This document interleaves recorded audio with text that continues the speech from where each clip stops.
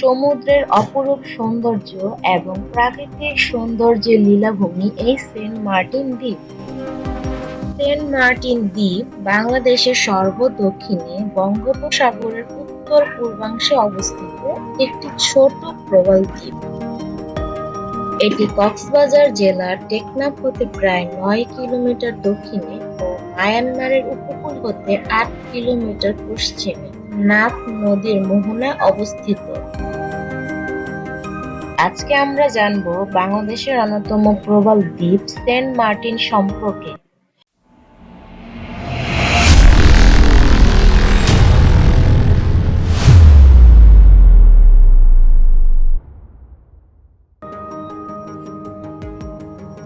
বাংলাদেশের সমুদ্রপ্রেমীদের কাছে এটি ব্যাপক পরিচিত একটি নাম। বিখ্যাত লেখক কথা সাহিত্যিক হুমায়ুন আহমেদের দারুচিনি দ্বীপ নামের একটি ছায়াছবির মাধ্যমে এই দ্বীপটির ব্যাপক পরিচিতি আরও বেড়ে যায়।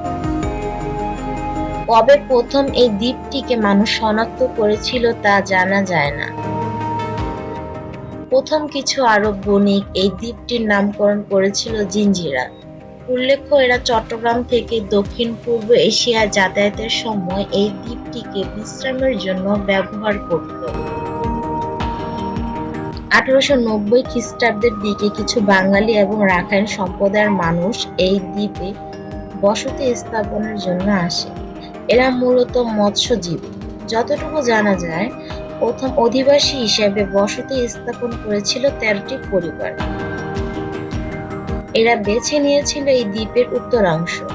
কালক্রমে এই দ্বীপটি বাঙালি অধ্যুষিত এলাকায় পরিণত হয়। আগে থেকে এই দ্বীপে কেয়া এবং ঝাউ গাছ ছিল। সম্ভবত বাঙালি জেলেরা জল কষ্ট এবং ক্লান্তি দূরীকরণের অবলম্বন হিসেবে প্রচুর পরিমাণ নারকেল গাছ এই দ্বীপে রোপণ করেছিল। কালক্রমে পুরো দ্বীপটি একসময় নারকেল গাছ প্রধান দ্বীপে পরিণত হয়। এই সূত্রে স্থানীয় অধিবাসীরা এই দ্বীপের উত্তরাংশকে নারিকেল জিঞ্জিরা নামে অভিহিত করা শুরু করে। ১৯০০ খ্রিস্টাব্দের দিকে ব্রিটিশ ভূ-জরিপ দল এই দ্বীপকে ব্রিটিশ ভারতের অংশ হিসেবে গ্রহণ করে। জরিপে এরা স্থানীয় নামের পরিবর্তে একজন খ্রিস্টান সেন্ট মার্টিনের নামানুসারে সেন্ট মার্টিন নাম প্রদান করে। এরপর ধীরে ধীরে এই অঞ্চলের বাইরের মানুষের কাছে দ্বীপটি সেন্ট মার্টিন নামে পরিচিতি লাভ করে। চট্টগ্রাম বিশ্ববিদ্যালয়ের উদ্ভিদবিদ্যা বিভাগের অধ্যাপক শেখ বখতিয়ার উদ্দিনের মতে ১৯০০ খ্রিস্টাব্দে দ্বীপটিকে যখন ব্রিটিশ ভারতের অন্তর্ভুক্ত করা হয়, তখন চট্টগ্রাম জেলার প্রশাসক মার্টিনের নাম অনুসারে দ্বীপটির নামকরণ করা হয়। দ্বীপটিতে খ্রিস্টান জনবসতি এবং কোনো গির্জা না থাকায় একজন সাধুর নামে দ্বীপটির নামকরণ সঠিক ইতিহাস নয় বলেই মনে হয়। সেন্ট মার্টিন দ্বীপের আয়তন প্রায় ৮ বর্গ কিলোমিটার। এই দ্বীপের ৩ দিকের ভিত শিলা যা জোয়ারের সময় তলিয়ে যায় এবং ভাটার সময় জেগে ওঠে। এগুলোকে ধরলে এর আয়তন হবে প্রায় ১০ থেকে ১৫ বর্গ কিলোমিটার। এই দ্বীপটির উত্তর ও দক্ষিণে প্রায় ৫.৬৩ কিলোমিটার লম্বা। দ্বীপের প্রস্থ কোথাও ৭০০ মিটার, আবার কোথাও ২০০ মিটার। দ্বীপটির পূর্ব, দক্ষিণ ও পশ্চিম দিকে সাগরের অনেক দূর পর্যন্ত অগণিত শিলাস্তূপ আছে।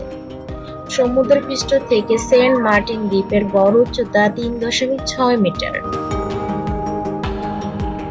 সেন্ট মার্টিনের পশ্চিম, উত্তর, পশ্চিম দিক জুড়ে রয়েছে প্রায় ১০ থেকে ১৫ কিলোমিটার প্রবাল প্রাচীর।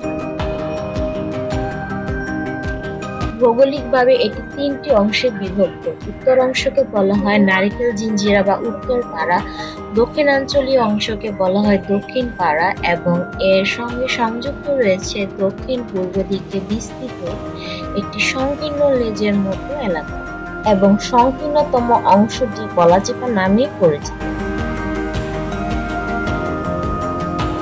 দ্বীপের দক্ষিণে ১০০ থেকে ৫০০ বর্গ মিটার আয়তনের ছোট দ্বীপ আছে, যা স্থানীয়ভাবে ছেড়া দ্বীপ নামে পরিচিত। এটি একটি জনশূন্য দ্বীপ। ভাটার সময় এই দ্বীপে হেঁটে যাওয়া যায়, তবে জোয়ারের সময় নৌকার প্রয়োজন হয়। সেন্ট মার্টিন দ্বীপটির ভূপ্রকৃতি প্রধানত সমতল। এই দ্বীপটির প্রধান গাঠনিক উপাদান হলো চুনাপাথর। দ্বীপটির উত্তর পাড়া এবং দক্ষিণ পাড়া দুই জায়গারই প্রায় মাঝখানে জলাভূমি আছে। এগুলো মিঠা পানি সমৃদ্ধ এবং ফসল উৎপাদনে সহায়ক। দ্বীপটিতে কিছু কৃষি দ্রব্য উৎপাদন হয়ে থাকে, তবে তা প্রয়োজনের তুলনায় খুবই নগণ্য।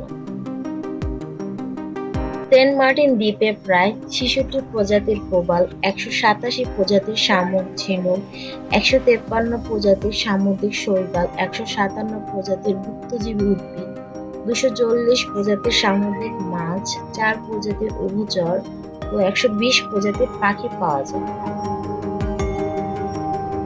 অমেরুদণ্ডী প্রাণীদের মধ্যে রয়েছে শিল কাঁকড়া, সন্ন্যাসী শিল কাঁকড়া, লবস্টার ইত্যাদি।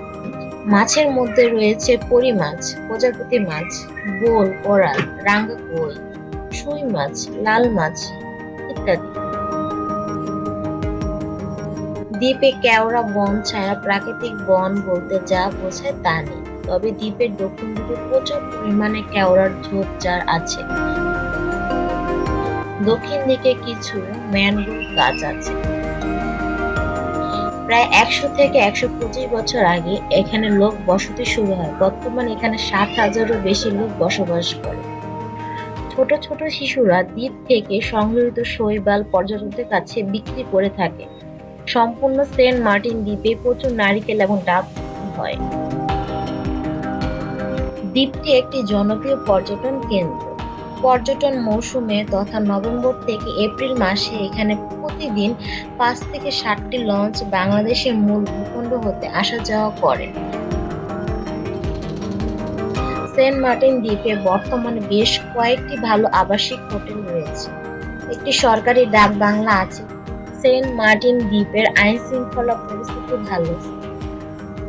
সেন্ট মার্টিনের প্রাকৃতিক সৌন্দর্য এবং আইন শৃঙ্খলা পরিস্থিতি ভালো থাকার কারণে প্রতি বছর দেশি বিদেশি অনেক পর্যটক এখানে ভ্রমণে আসে।